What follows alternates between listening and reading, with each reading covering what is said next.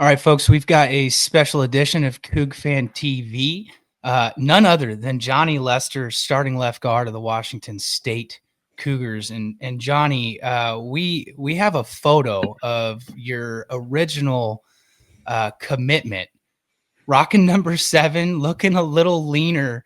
When you take a look at that photo and where you're at right now, what's the journey been like for you, Jonny? I think one word that comes to mind is like hard. Uh, it was definitely hard for me, and it was a long journey. I mean, I think I came in weighing around 250 pounds. Uh, Played tight end, defensive end. Had never even really thought of playing O line, but when I got here, they thought that would be a good fit for me, and they thought it would work out in the long run, which obviously it did. Uh, I mean, just over the years, just developing. Like that's the biggest thing. I think O line is such a weird position because you basically like you don't do what anyone else does on the field. Like you have to block people going backwards. You have to pass. Like pass setting is completely different than anything I ever did. And I think the hardest thing for me was developing as an offensive lineman. But I think that I had a good base of like athleticism, and then I was able to put on size, and then just through the years again developing. So yeah, long hard time. You mentioned in a previous article with CougFan that Issa Pole was big in your development and just being behind that type of guy who's now in the NFL.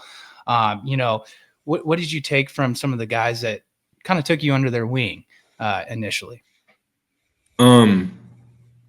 I remember my freshman year when Jarrett Kingston was here also, because I looked up to him as a like role model. I wanted to play like him and be like him. And I remember him telling me the biggest thing was getting like stronger, putting on size. And I think he helped push me to do better. And then really it all started with the size, trying to get bigger. And then I think as I got bigger and got older, then it came more to technique and taking advice from the older guys like Falili last year, Essa, taking advice on them on just how to be better.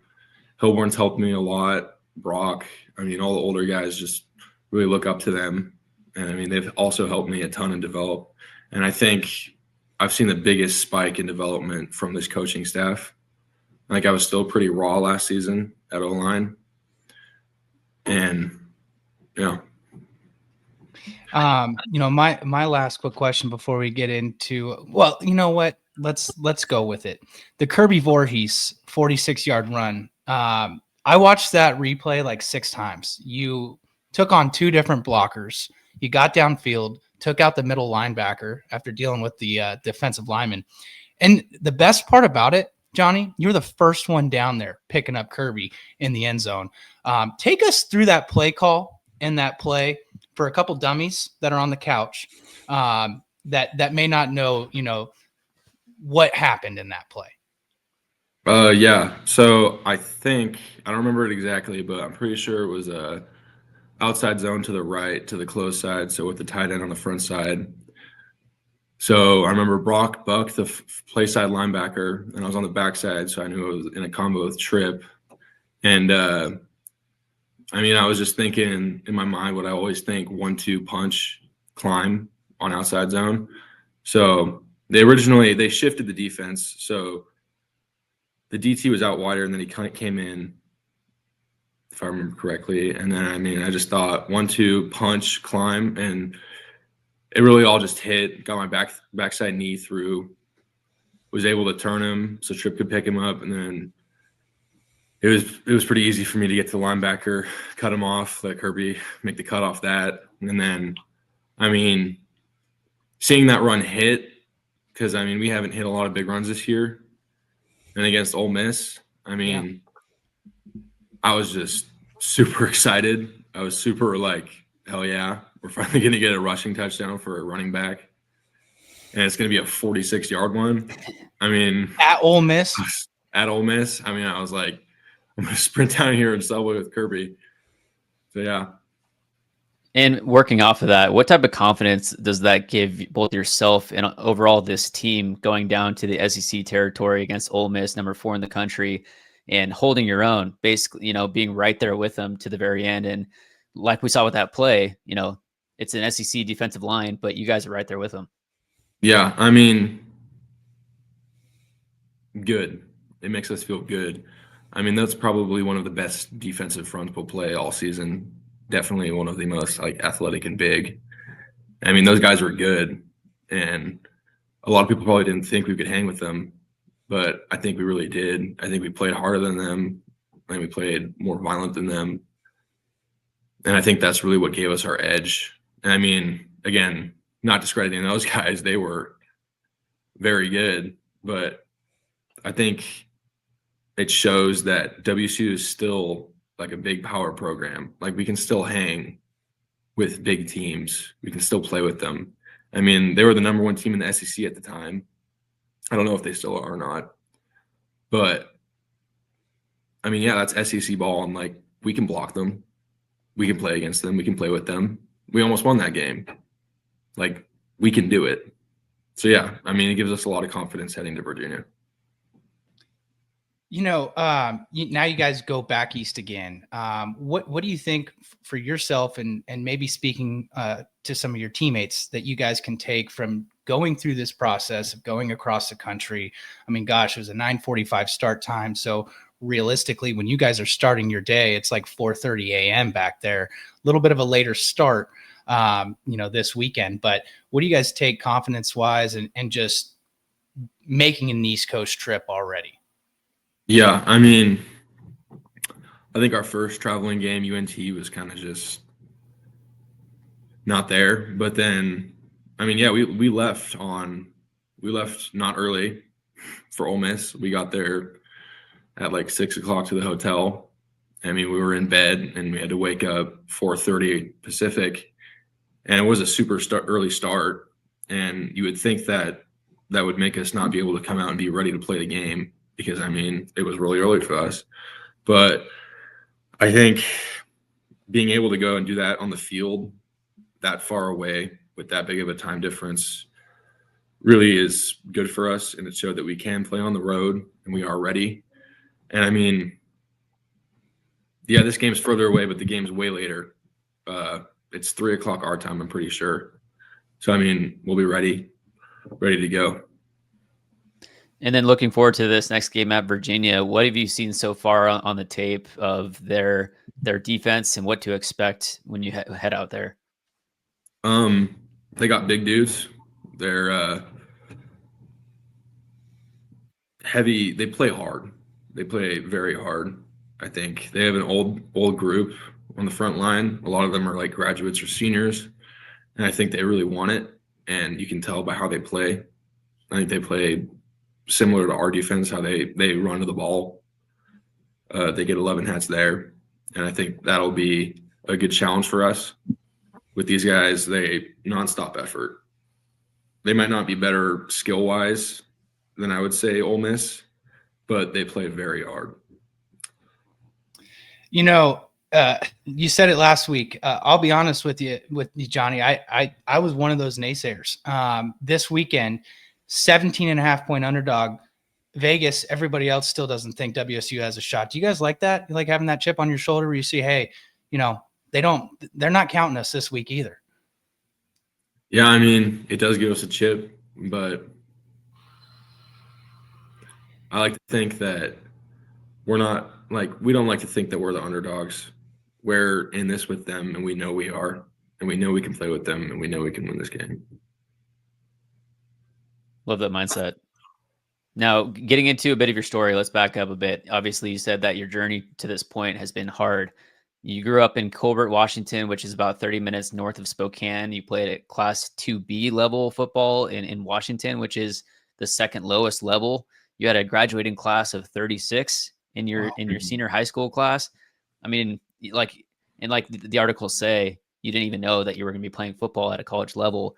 You end up getting committed to a scholarship by the prior coaching staff. Rogers follows through with that now. Just start from the beginning, how you got into football, your high school journey, heading over to Washington State? So yeah, I started playing football in high school, basically just because I was like a tall kid. I mean, I was like probably 6'4", 170 my freshman year of high school, so pretty skinny.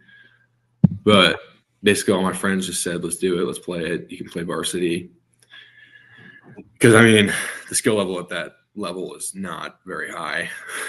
So yeah, it was fun. I mean, I kind of just coasted, I would say, through my sophomore year.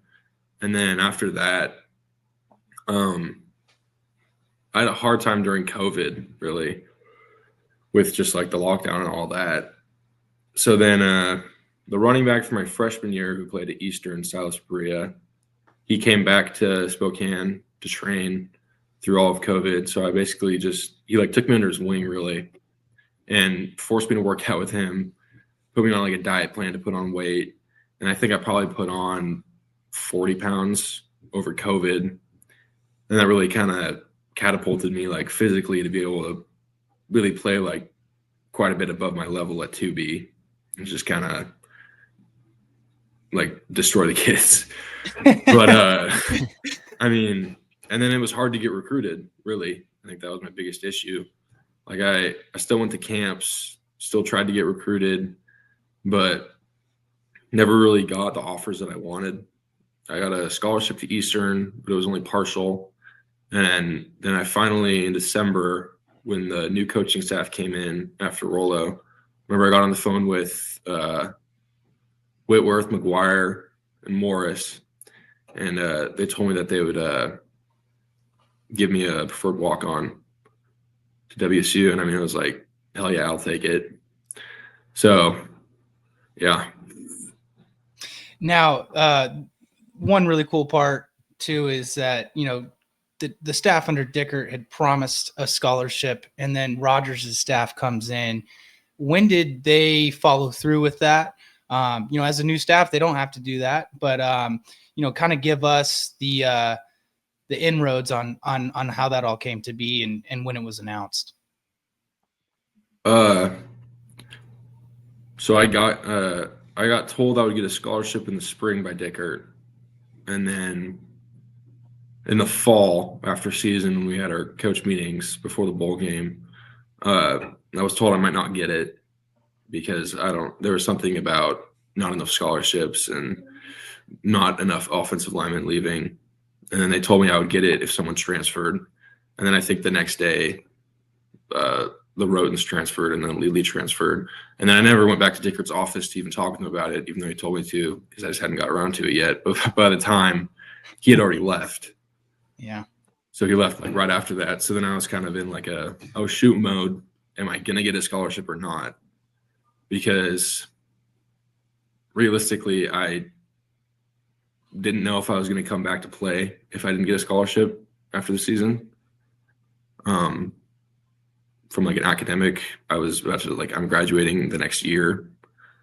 I have to go on to more school, and I didn't know if I would be able to like give enough effort and energy to football without that scholarship being there.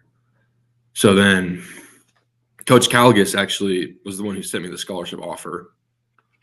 So I love that dude. And then that's when I was kind of like, okay, I know I'm getting a scholarship now. And then the new coaching staff came in and honored it. And I think they really believed in me, and they liked what they saw, and they thought I could play and be a good player. So, yeah. And then you mentioned that you've taken some of the biggest strides this season so far. What has this coaching staff and the offensive line coach and what led to that progress? I think a big thing was getting even bigger and stronger. I mean, after the season last year, I was probably weighing about 270 pounds. So from then till now, I've put on 35 pounds. Wow. Yeah. So I'm feeling that a little bit, but I mean, it makes it a whole lot easier to play with these other big dudes weighing 305 instead of 270. And I mean, I've done a good job of keeping the weight on throughout the season. I haven't lost any. That's usually my biggest problem. I'd usually lose about 20 pounds a season. And then also just like the coaches. I mean, Coach Lucas and Coach Mike, I mean, they really believe in the offense and what we run.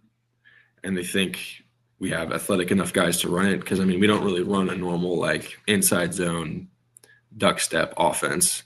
We run a lot of zone, a lot of, like, running and opening up. And I think that's also tailored more to me for how I would play. Because I'm not the strongest dude or the biggest dude, but I feel like I'm pretty quick. So I think being an offense that really prioritizes speed and power has really helped me, and really learning that technique all through spring ball. And then I've gotten better at it through season.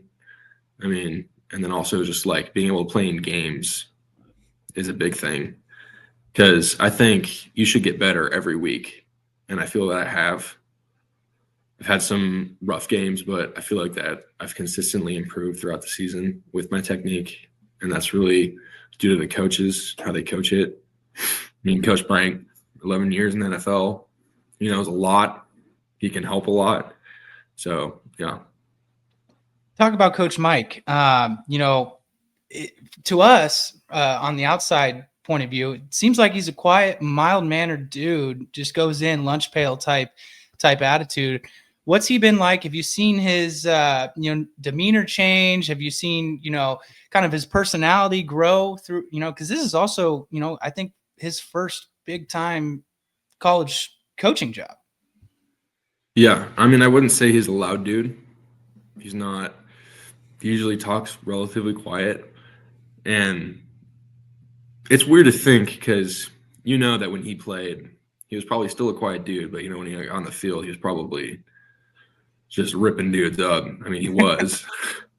And I mean, he's just one of the nicest humans I've ever met in my entire life. And I mean that so honestly. He gives so much to the program.